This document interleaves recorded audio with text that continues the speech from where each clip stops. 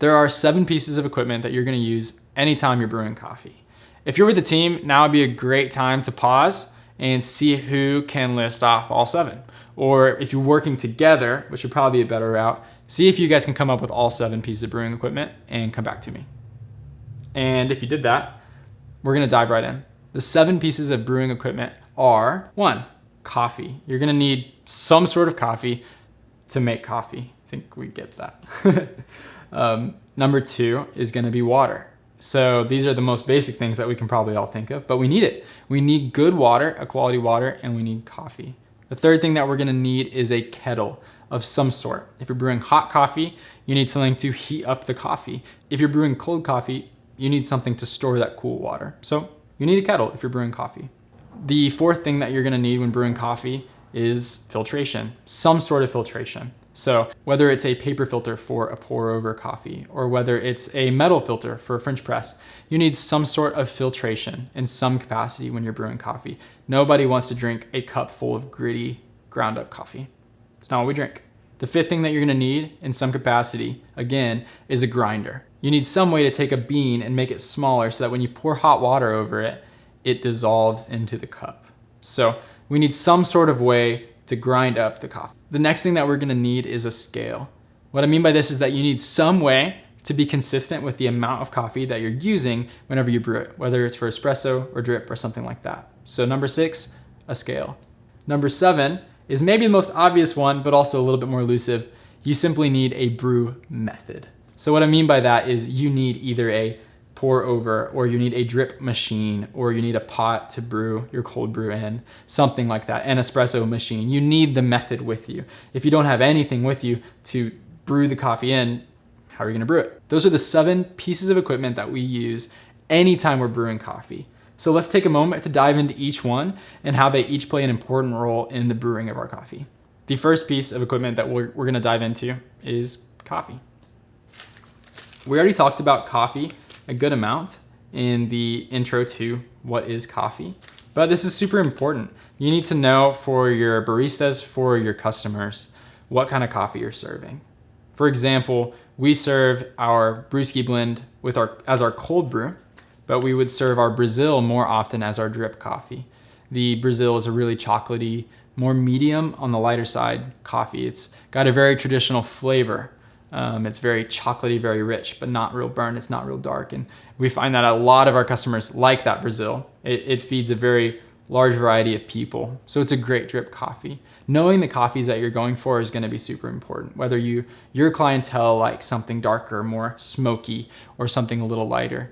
The group that we serve the most likes something more in the middle. And so that's what we do. It totally depends on what you like. As for me, Jacob, I love super light roasted, fruity coffees from like a lot of places that are higher altitudes, or such as Africa. I love Ethiopian coffees and Kenyan coffees that can have some really fun, crazy flavors. But to be honest, those don't always make the best cold brew coffees. They aren't always the best design for drip. And we talked about that a little bit in the intro, and we'll talk about that a little bit more here. This piece of equipment, coffee, is super important. Know your coffee, know the beans that you're choosing. If you're working with us, let us know what you think. Ask us questions, tell us what you're brewing on, and we can help you. But also I hope this course will continue to help you to know what coffees to buy and how to brew them. The next variable that's gonna be super important is water. Later, we'll talk about why I chose Dasani for this example when we're going over the brewing variables. But for now, just know good water is super important. Next up, the kettle. The kettle we won't spend a ton of time on because it just varies and it's not the most important. If you're brewing lots of pour overs in your cafe, the type of kettle that you're getting may have a lot more value for you, and we'll attach some links to some information sources on that. But in general, just know the kettle that you need. If you're brewing cold brew, you're gonna need a different kind of pot or like a bucket to brew your cold brew in, depending how you do it, versus a pour over where you need this kind of kettle, this, that, or the other. So just know the kettle that you're brewing, look into it for the brewing method, but not a lot more needs to be said for this one. Next up, the grinder. The grinder is super important. We're gonna talk more about grind size when we get into variables, but for now, know this much. When you're looking at grinders, you need something that is going to repeatedly give you the same size ground coffee over and over again. Because for example, espresso is super fine, whereas cold brew is a much coarser grind. A burr grinder is the right kind of grinder that's gonna set you up with consistent, changeable, variable grind sizes. So if you have a blade grinder as a cafe, just toss it in the trash or give it to somebody that could use it, because it's not gonna bring you consistency. It will grind up your coffee, that's great, but it will never be consistent. A burr grinder, on the other hand, is going to allow you to brew coffee consistently every day, day in and day out. This is a Baratza Virtuoso. I think it's a great middle of the line home grinder. It's probably higher line for homes, but middle of the line for cafes, for maybe pour overs and stuff. It's really designed for home use and not commercial use, but it is a great grinder if you're looking to see an example of a pretty high quality grinder built for smaller scales. We'll attach a list of some other possible grinders that you could get both for your home as baristas and as trainers and as cafe owners, as well as for your cafe. The big things that we're gonna be looking out for is adjustable grind size, so like this, where you can control it, and quality build. So we'll talk more about that, but the list is here if you need it. But the list will be here if you need it. Another thing you're gonna need is a scale. So this is just a off-brand, maybe it's not off-brand, but as far as I know, off-brand scale that tells me both the exact grams of water or coffee or both that are placed on the scale, as well as it has a timer. So it's telling me how long I've been brewing for once I hit start. Those two variables, the weight and the time, are super helpful, but time's not necessarily necessary. The big thing is having a scale that can go down to grams. So scale is gonna be super valuable. It can be an electric scale or it can be a classic kitchen scale. But for the cafe, you do want to look around for scales that are faster on noting how quickly weight's being added on, so that when you put more weight in, it quickly detects it and adjusts. And it's often really helpful to have a scale that has a timer. We will attach a list of scales as well for you so that you can scroll through and kind of see what at the style that you're looking for and the price point you're looking for might work for your cafe. Next up is filtration. Filtration is super important. It's super important to think about. The method with which you filter is gonna make a difference. So for example, if I'm brewing pour over and I'm using a paper filter, this paper filter is gonna do a great job. It's gonna get out, I'm gonna put it in here like this, it's gonna get out any oils that I have in the coffee. It's gonna allow for a very clean cup. It's gonna filter out any fine grinds that are in my coffee, do a great job. Similarly, an AeroPress works great with a paper filter. You can also get metal filters for an AeroPress, which is what we're gonna talk about next. Traditionally, French presses, which is what this guy is, use a metal filter. What I mean by that is that it has a very fine metal mesh attached to the bottom so that whenever you finish your coffee and you press it, so once you brewed it, you press it down, it filters, it keeps the coffee grinds underneath the metal and then allows you to pour out your coffee out the top. Filtration. All brew methods have filtration. If you have espresso, you have that metal basket that has filtration through there, this, that, and the other. The big thing to note with filtration is to pay attention to what you're going for. So you can do cloth filters. There's cloth filters, metal filters, paper filters, and a few others out there that have different capabilities. So for example, the paper filter on the V60 does a great job of getting all of the oils out of the coffee, catching any fine grinds, anything like that. It really truly filters well. But the con with the paper filter is that once you're done with it, you have to toss it. The difference with the metal filter is that it's super reusable. That's super great. But with a French press and with most metal filters, they can't get as fine as you would get with a paper filter. And so what happens is finer grinds make it through them, which is where if you've ever had a French press or if you've had many, they're typically a little bit siltier than most other coffee. At the bottom of your cup, you'll have some fine grinds at the bottom. Not a bad thing, but it does mean the coffee keeps brewing a little bit longer while it's still in your cup because it hasn't all been filtered out. And it might taste a little bit gritty. The only other problem with metal filters is that oils can get through them. So whereas paper will catch and collect oils from the coffee, just natural fats that come out and natural oils. One other method that is a good middle ground between a reusable metal filter, which is really a good perk for metal filters, and a not so reusable paper filter is cloth filters. Those get a lot of the oils and the fines, but they don't have the, they get a lot of the oils and the fines and they're reusable. The only issue with the cloth filter is making sure you keep it clean. So it's a great route, but for cafes, it can be very challenging because it requires a very thorough rinse between each use. But it's a great option, especially for at-home use. So in general, there's no perfect filtration method. Just know what you're going for. If you're brewing pour overs a lot and drip coffee, I would recommend 10 out of 10 using paper filters. You can get different ones. There's certain ones made of different papers. These are brown, they haven't been bleached. That's great if you're not desiring to have bleach in your cup of coffee and all of that. But then also when it comes to espresso, some people will add a paper filter into their espresso. For the most part though, you're gonna be great off if you just use the metal filter that comes with your espresso machine. It's great.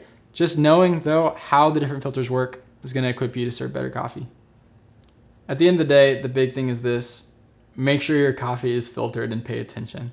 When you brew your drip coffee in the mornings, when you pull it out of the brewer, make sure it hasn't folded in on itself, because if grinds have fallen over the lips of the filter, then you're gonna have that coffee still brewing in the pot, and you're gonna get, which we'll talk about later, some extra bitterness in your cup. So being consistent, making sure the filters are being used well and used right is gonna be super helpful. One more is brew methods. We are going to brew all of this coffee at once. Just kidding. All right, so the way that you brew your coffee matters. Right here we have a drip coffee brewer. This is called a Mocha Master. It's a pretty dang good way to brew just a classic pot of coffee. The pot's not there because we broke it, but that's what this is. This is a French press. This is an AeroPress. This is a V60. This is a Chemex. You might have near you an espresso machine if you're in your shop. You may also have with you a host of other things, which is part of the fun. Different methods can be brewed in different ways. These guys, the Chemex and the V60, are designed for pour over coffee, but you can use them both to make hot and cold coffee. This is designed for classic hot coffee, but you can brew cold brew in it, or you can brew a iced coffee in it. Same thing with a French press. You can take a hot coffee and brew it, let it steep for so many minutes, filter it out, pour it for a group of people, or you can open it up, pour coffee in it, pour cool water in there, steep it for 20 hours, and you've got cold brew. That's part of the fun with cold brew, is that it's a pretty versatile brew method. We'll hit more on what makes cold brew different, but part of why we specialize in it is that it's fun. For one, it brews for 18 to 24 hours, but it also extracts super differently than other coffees, because instead of being hot and being dissolved by the water the same way, it's sitting with the water over time at room temperature or refrigerated temperature. So that's a fun one. And then lastly is this drip coffee pot that is primarily used for making hot coffee, but again, can be used a variety of ways if you want to get creative.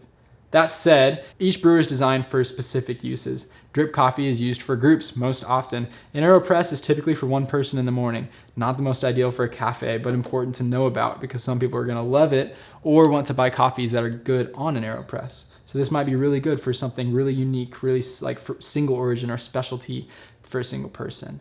This guy's meant for groups or single people. It doesn't matter if you're single or you're married, you can still drink coffee. Sorry, I had to do it, it just came in my head. But at the end of the day, everything's different. Everything plays a different role. So while these guys are gonna be super great at pulling out super crazy flavors and awesome specialty coffees, this guy's gonna be great for making a solid, good cup that doesn't require nearly as much work to make something consistent. This guy is similar. It's gonna meet someone at a more basic or simplified level of coffee brewing. Put this much coffee in, pour hot water in, let it sit this long, you brewed a French press. Pour overs, there's a lot of creativity. There's hundreds of recipes out there. You can get creative. Everything's different. Espresso, you're brewing espresso shots. Most people don't really drink the 1 or 2 shots in that cup. They're not usually downing them. You might like espresso, I like espresso, but the average consumer isn't gonna want that and they're not gonna want it every day. So that's the big thing with espresso. Espresso is great for taking those 2 shots of espresso and making them into a drink, a cappuccino, a latte, whatever it is. We'll hit on what those are. You might already know, but we're gonna dive into them a little bit deeper later on. For now, it's just important to know that everything brews a little bit differently. As we get to the end of the course, we'll brew a few brew methods that are very common to find in the cafe. We'll brew most of the main ones to provide some practicality after we talk about kind of more of the science and the variability of how you do coffee. Or we'll go over a few of them after we dive a little bit more into the science and the understanding of what's really going on when I'm brewing my coffee. We'll come back around, we'll brew some cold brew, we'll brew some drip, we'll brew some espresso, as we call spro, and we'll have some fun with it. And that's a wrap on the 7 pieces of equipment. If you can understand how those 7 work together, you're gonna be set to take the next step, which is, now that I've got everything I need together to brew my coffee, how do I brew my coffee? That's the 8 variables of coffee brewing we're gonna hit on next.